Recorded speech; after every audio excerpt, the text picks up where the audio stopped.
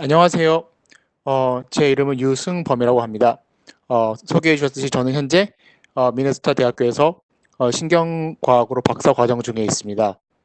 어, 오늘 제가 이제 한글로 말씀드린 제목 이외에 이 현재 화면에 띄워져 있는 이 제목이 저의 2019년 뉴런에 나온 논문인데 이제 그러니까 용어나 여러 가지 기존에 발표했던 내용들이 다 영어로 되어 있었기 때문에 발표를 영어로 하되 질문은 언제든지 한글로 주셔도 괜찮습니다. Okay, from here I'm gonna speak in the English, and I will start from explaining the titles and the important terms that you should be recognizing. Okay, so in here the two important term is the evaluation and selection, and these are mentioning about the decision processes in economic decision making. So when you make a decision, you have to evaluate some option, and eventually, after evaluating multiple options, you're gonna select some options. So these mentioning the evaluation selection are mentioning in those contexts. And the neural subspace in here means that if you think about the full populational neuron space, they are occupying some subspace. For example, if you have 100 neurons, like 5 or 6 dimensions can explain the most variance of the data. So that is called as a subspace in the academic term. So that neural subspace is mentioning that. You can easily think about the PCA or any dimensionality reduction technique in here. But reorganization in here means that the directionality of the subspace rotates, like for example, 90 degrees, so that the previous subspace cannot predict the upcoming subspace. That means the reorganization. So in here, you can summarize as that evaluation selection reorganizes the subspace. So in here, the last term, the most important term in my paper is the core reward regions. So traditionally, we were mentioning core reward region as prefrontal cortex. I subdivide them into orbital frontal cortex and the ventromedial prefrontal cortex, which is Brodmann area 13 and 14. So you can get the what individual term means in here. Now let's think about the donut selection process in the breakfast. Now you go into some typical donut store. Now you have to make selection which donut you want to buy with the coffee so that you can enjoy it at breakfast. Now let's think about the mental process for selecting donut from the shelf. Now you pay attention on the chocolate donuts, and now you shift your attentional spotlight into, for example, this strawberry donuts. In that case, now you are shifting multiple attentions to select one of the option. So what happens in your mind is that, like, okay, now you evaluate the first donut and put attentional spotlight on that donut. Now in the second selection process, evaluation process, you switch your attention to second donut and compare with the first donut. Eventually you select one of the donut, and that is how you select donut for the breakfast. So how do we explain the donut selection process, or more generally, economic decision process in the and how that is like happening in the brain? Let's assume that you saw donut by retina. The retina information goes into the LGN, and then that goes into the V1, the primary visual cortex. From there, the information stream travels to V2, V4, IT, and when it becomes to IT, now the brain or the agent can recognize what object it is. So typically we think that there is a, and not think that's anatomically, there's a connection between IT, which is inferior temporal cortex, with the OFC bidirectionally. So now the information goes into OFC. Now here comes the interesting part of the economic decision making. So let's say you saw 2 of the donuts and say that, okay, first donut is like just worth 8. In here, 8 is unitless subjective value. It's not. It doesn't have to be objective. It's just subjective. and you evaluate the value of the second donut, which is, let's say, worth 200. And it's also subjective and it's unitless. So typically what people has considered OFC is the value calculation area, which means that the value of each option is being calculated. Once the information, the value calculation is done, then the information goes into the ventral medial prefrontal cortex, which I colored with the magenta color. What happens in there is like they compare and make a choice. So in here, the second donut is better than the first, so I will take the second donut. That is what's happening in here. Then that information is being propagated to the motor system of the brain area in here, which I mentioned, the dorsal premotor cortex and the primary motor cortex. What they do is plan an action and now reach my arms towards the top shelf and select a second donut, put that into my tray. That is what's happening during the economic decision process, and this is called as the functional specialization. What it means is that each brain area takes some function along the information process, and their function is very, very unique in this sense. So the value calculation is uniquely happening at the orbital frontal cortex, and value comparison is uniquely happening at the ventral medial prefrontal cortex, which is VMPFs in here. So now, let's say, but still, even the functional specialization is like most traditional term or perspective widely spread around the field. I raise two questions related with that perspective. One, when the person switches the attention spotlight from option to the other option, how does premature choice be prevented? Now you can assume that multiple options were being seen and you have to make a choice. Then how the premature choice is prevented. Second of all, my continuous challenge from my 2018 neuron paper was about, is the functional specialization unique framework to explain the economic decision making, or is there any other alternative framework? The answer in my question in 2019 neuron paper is saying that actually functional specialization might be incorrect. Instead, all the information are distributed and is hierarchical. So in my 2018 paper, I called it as untangling theory, and you can always visit that paper for further information. So now let's go into alternative framework, which can explain how brain prevents premature action. So this is the typical task that is being used in the motor control or movement neuroscience. In here, I will briefly explain their task. In their task, what they do is like they have ask monkey to point the center, and when the target is selected, still they have to hold their finger in the center until there's a go cue. When the go cue is given, the goal of the monkey is move his finger as fast as possible. It's kind of like sometimes people make a maze, sometimes people make center out task, but it doesn't matter. All that matter is like go cue, then they move. They prepare, and then they move. That's the two important phase in here. So how they explain the brain prevents the premature action. In the preparation period, actually it's not silent. It's the motor cortex is like very active. So the term they propose in here is the output null projection and output potent projection. And this is all related with the subspace concept. So I'll briefly explain what subspace concept in here.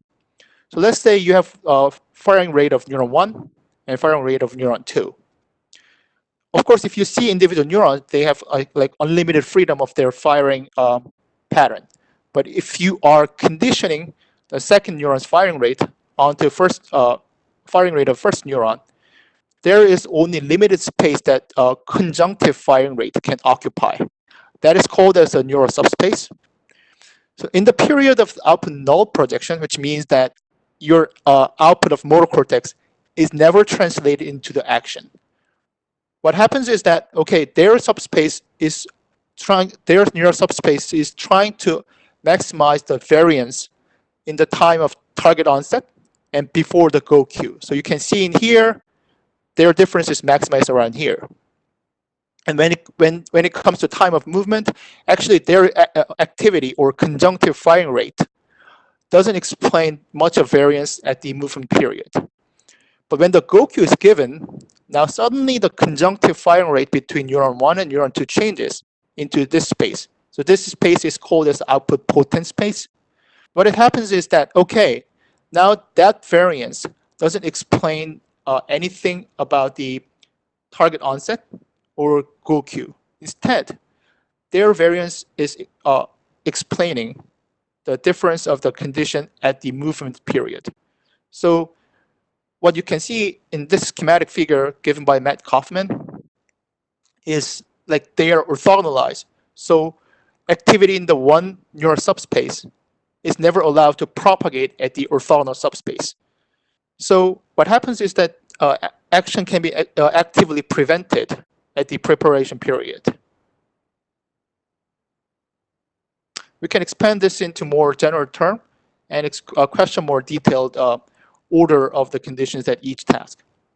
So let's say there is 8 conditions on the task, and this is a subspace, your full dimensional space, and this is subspace constructed by the conjunctive firing rate.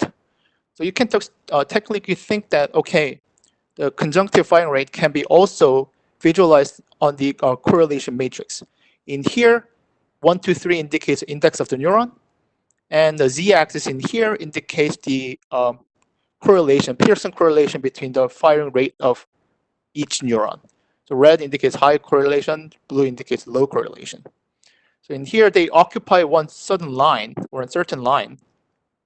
And from orange to blue, it indicates the directionality that they have to make a movement. So this is the preparation period. And suddenly when the go cue is given, there can be 3 possibilities. One, the subspace now suddenly orthogonalizes, and the relationship between the behavior conditions, which is the direction of the movement, reorganizes randomly. So what you can see is like each marbles in here no longer is like similar to the marbles order of the marbles in here. So, and what you can see is the correlation matrix, which is equivalent in here, looks very, very different. So now this matrix cannot predict this one. And this is just saying the firing rate is like randomly reorganized. From here, it's orange to blue, but in here, there's no order at all, meaning that the order is mixed. The second case can be the overlapping, meaning that subspace is not changing at all, so that the correlation matrix maintains, but just the order of the firing rate according to condition changes. So you can just see the order has been changed. And the final possibility is that neural subspace is orthogonalized, and the relationship between the conditions still maintains. So you can see orange marble is first, and the blue marble is the last, and the sequence maintains. Still, but the problem, the significant change is the correlation structure, so that the matrix you can see in here is very different. And the firing rate order from, let's say this is from right to left, there is some order, and even though the maximum firing rate is now becoming with the right, but the order still maintains. So this is the result. Actually, the panel D and panel G were the result that Elstate and the colleague found at the Nature Communication in 2016. And my idea was that, okay, to prevent the premature choice in the economic decision making, maybe the prefrontal cortex is doing very similar thing as the motor cortex. So that is my starting hypothesis of analyzing this data. So we used kind of gambling task. We call this as a sequential gambling task. You can imagine just the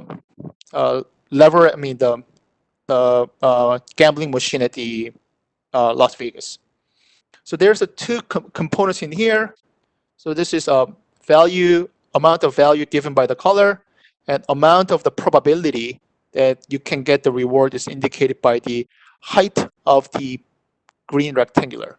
So in the evaluation period, the first offer is given at the left side. Then there's a 600 millisecond of delay, and the second offer is given, but you can see there's the value, which is the amount of the juice, is changed, and the probability also changed. So the behavior of monkey is calculate the expected value, which is amount of reward multiplied by the probability of reward. And then compare those two, and select the better option with the higher expected value. That's what's happening in here.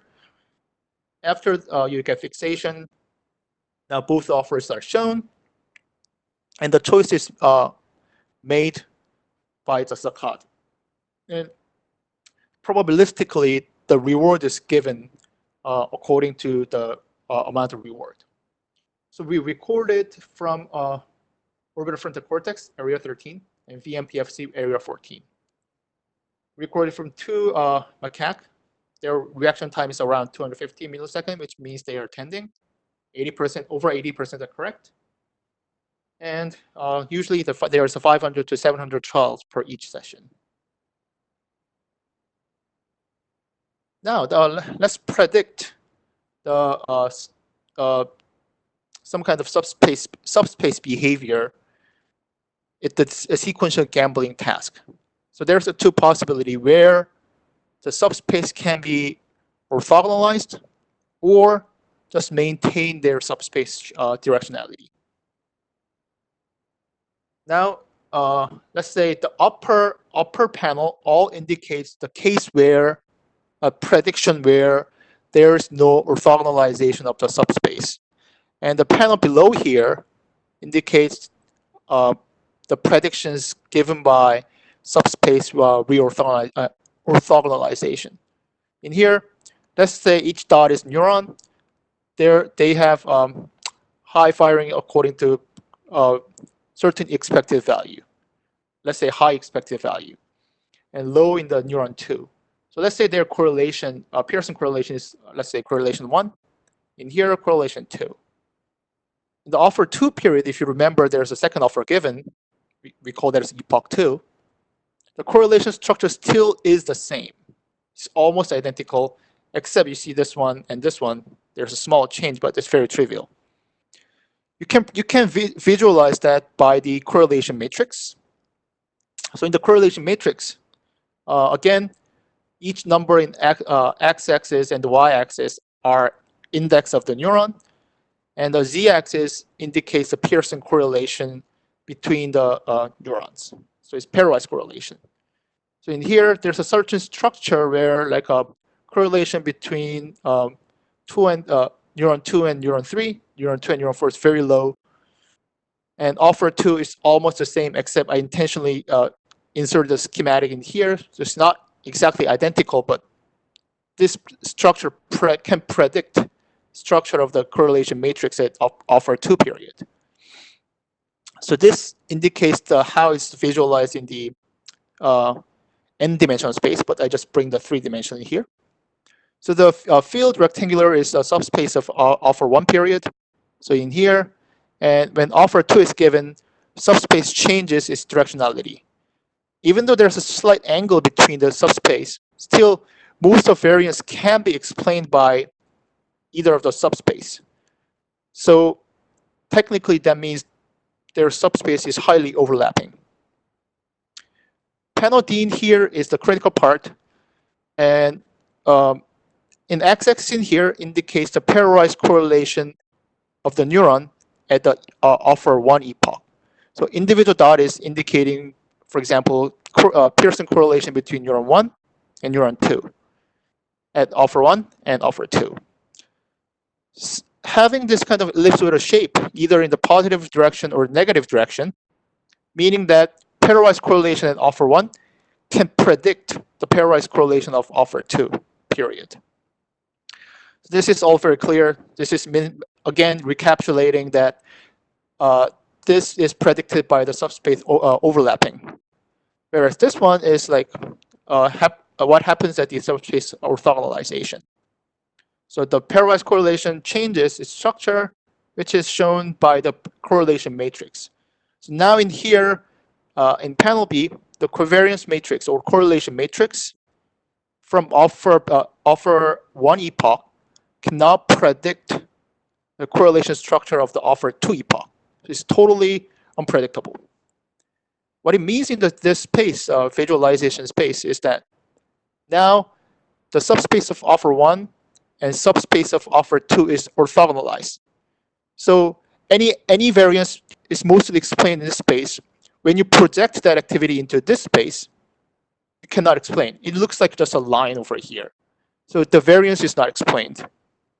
Finally, the panel D is the critical.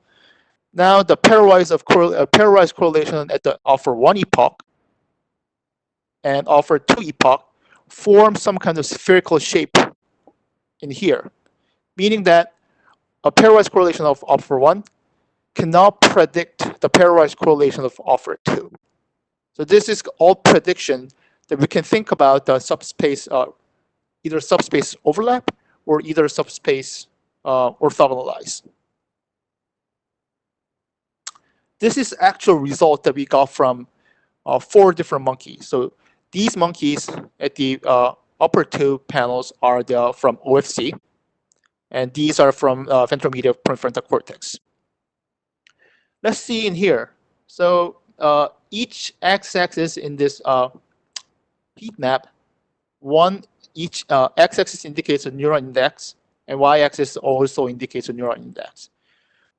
I tried to resort the indexes by, in order to show that there's some kind of structures in here.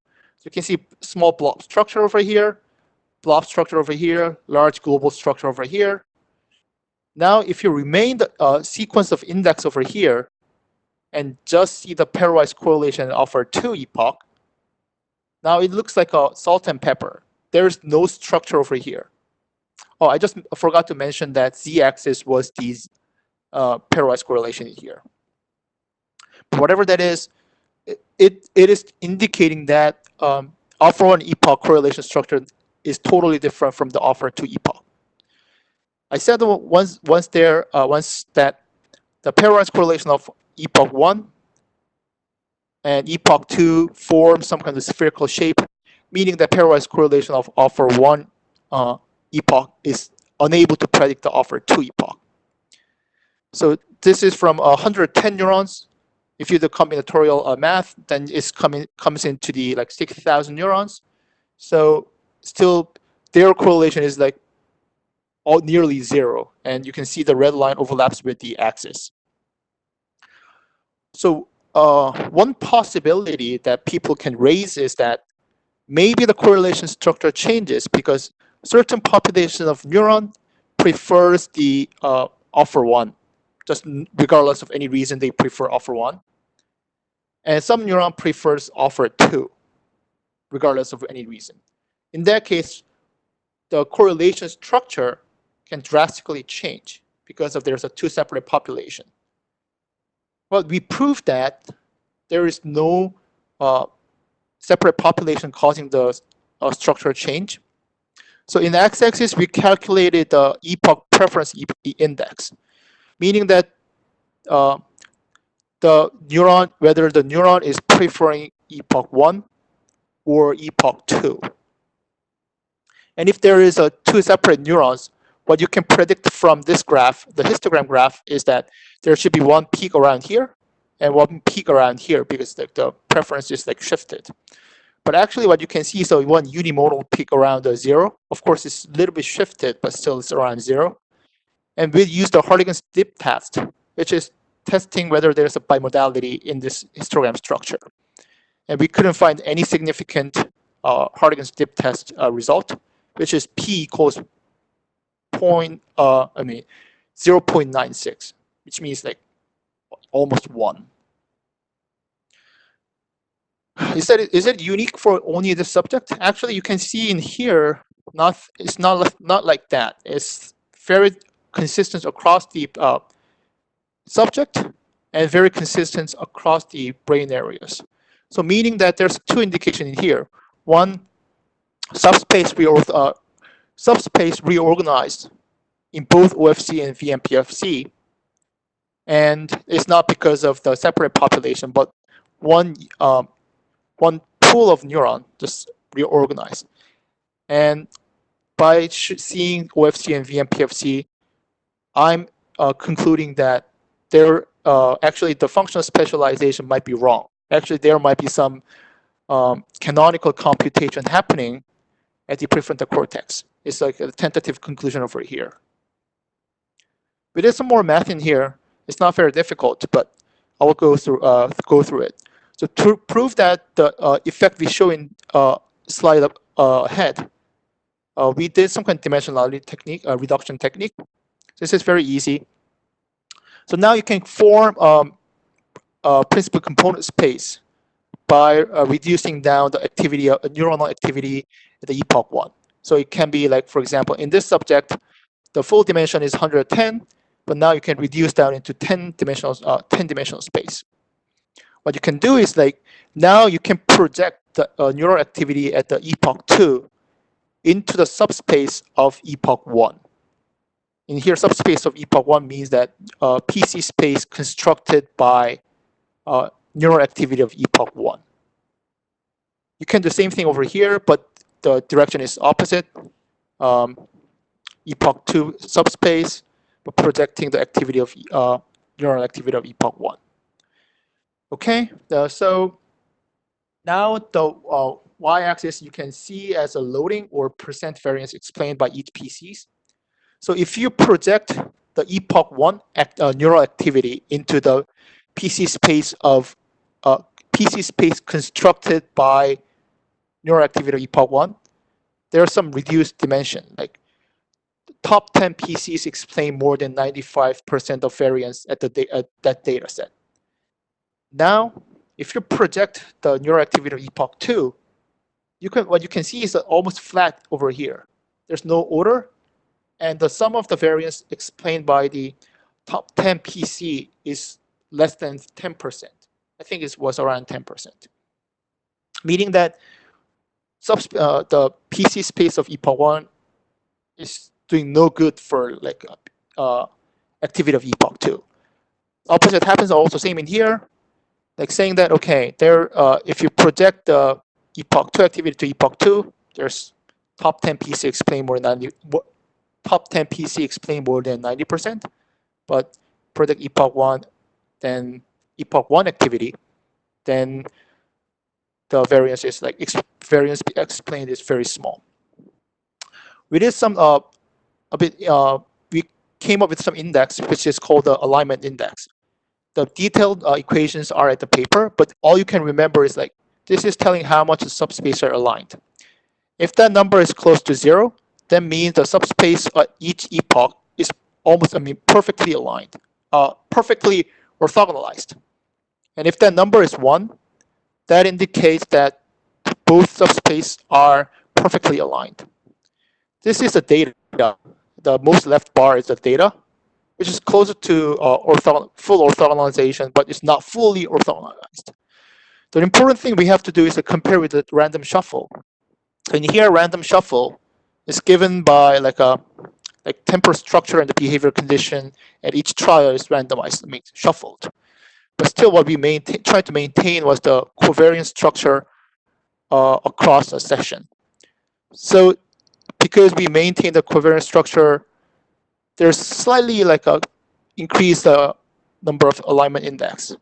And this is random, but the real important thing in here is like whether our neural data is actually above the chance level given by the random shuffle data. And actually, yes, it is.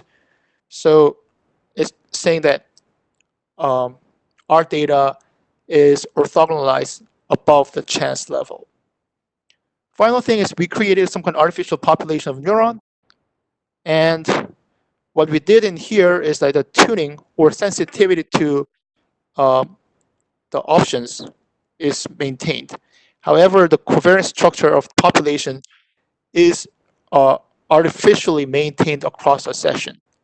As a result, you can see their their alignment index is close to 1, meaning that they are perfectly aligned. But what the gist of the idea what we try to prove in here is that actually our neural data is like way above the chance level orthogonalized. That is the same across all the subjects, and you can see if VMPFC is also same. This is the last figure of my paper, and this is again doing some simple linear decoding in here, but I'll go through the idea. Okay, so now if you plot the activity in the state space or neural subspace, you can think these as individual conditions. High expected value of alpha 1, high value of the expected value of, low expected value of alpha 1. There are some order from red to green, and if the order in the subspace is mixed, then you can see in here, there's total mixture. This means that even if they are orthogonalized, it is their relationship between the behavior condition is destroyed. Whereas this one is opposite, saying that the relationship in the subspace for high EV and low EV is still maintained across epoch 1 and epoch 2. So how can you prove that? Okay, now what we can do is like we can construct a linear decoder as equation shown in here. So the x in here is the vector at the one time point. So at the entry in the entities of the vector is like the state space activity according to the condition. So this is like n by 1 condition, which n is the number of conditions.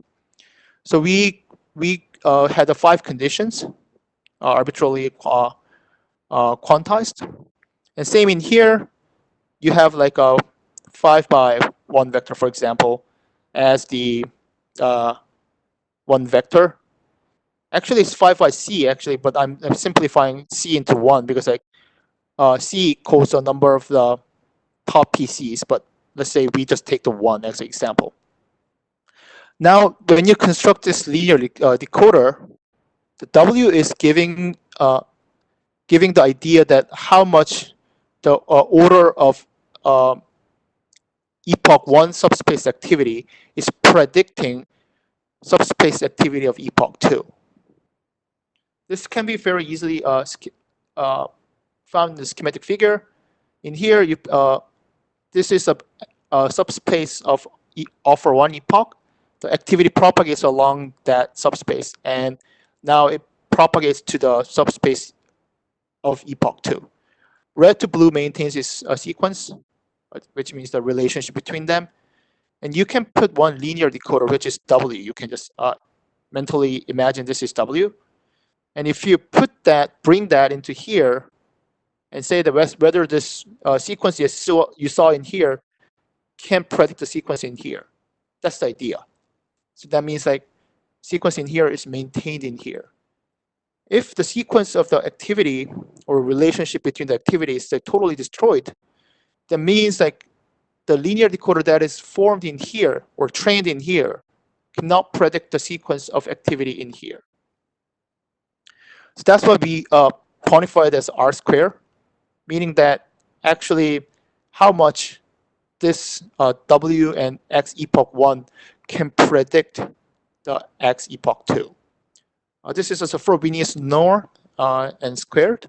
So it's just a magnitude.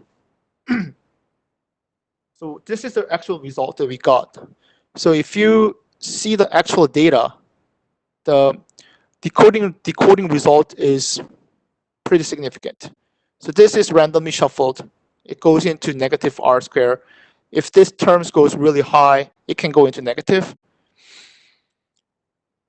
But what all our subject is telling across the brain area is that actually the sequence of activity at the state space is maintained from epoch 1 to epoch 2.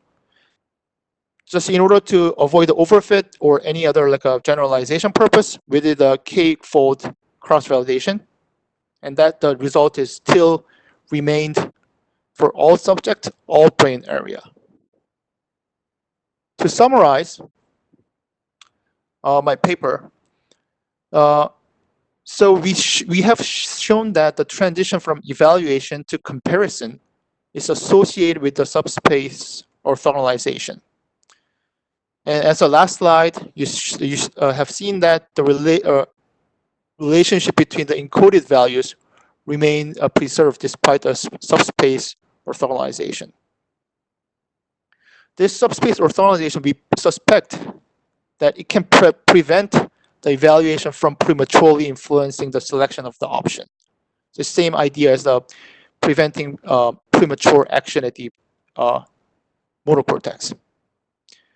And then finally, my conclusion and our lab's conclusion is that subspace orthogonalization is not unique to a single brain area, but common among the evaluation system of the brain, which is OFC and the ventromedial prefrontal cortex. And we have not shown it here, but we collected 8 different brain areas with the same task, and we ran the same analysis. We found a similar result. We ran the different task, and at the VMPFC, we got a very similar result. So I assume that it strongly uphold my untangling theory, which is presented at the 2018 Neuron in my paper. Thank you for listening to my talk, and please feel free to ask any questions.